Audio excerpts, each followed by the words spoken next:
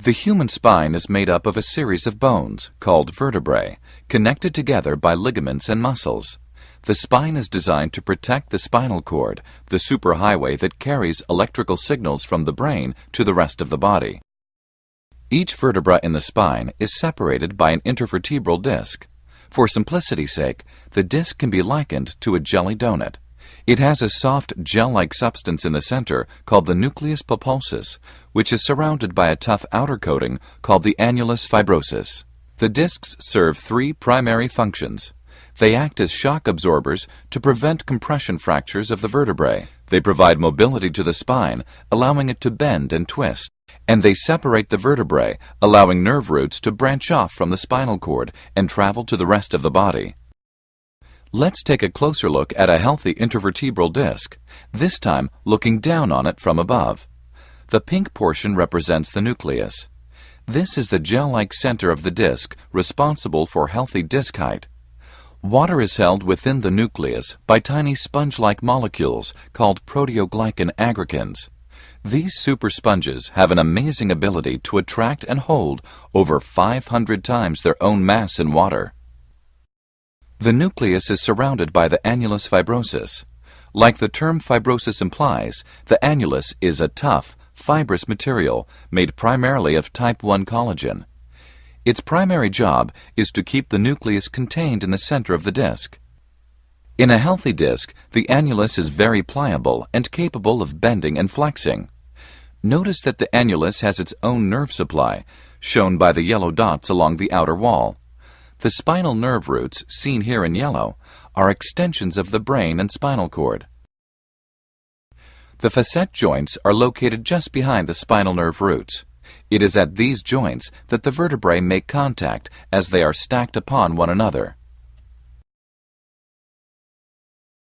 The disc relies on the transfer of fluids and nutrients from the vertebrae above and below, as well as the outer layer of the annulus to stay healthy.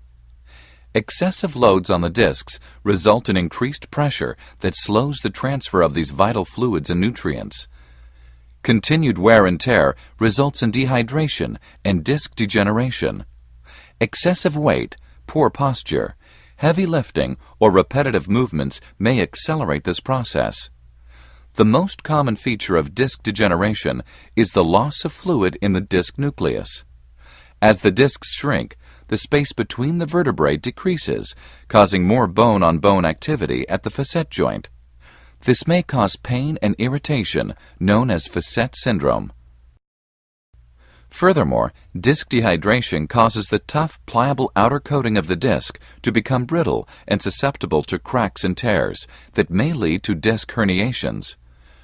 As we learned earlier, this outer layer of the disc has its own nerve supply. Small cracks or tears in the annulus alone may cause severe low back pain. As the tears worsen, the gel-like material of the nucleus begins to push through the annular wall, creating a disc bulge. As the condition progresses, the bulge applies a physical pressure to the nerve root. A compressed nerve often causes lower back pain and sciatica, a pain that radiates into the buttocks or down one or both legs. Damaged intervertebral discs seldom heal because they remain under constant pressure, even when a person is at rest. With back and neck pain reaching epidemic proportions in this country, medical professionals recently began exploring additional treatment options. By combining science and technology, one of the world's most advanced conservative treatments for disc injuries was introduced with the SpineMed decompression table.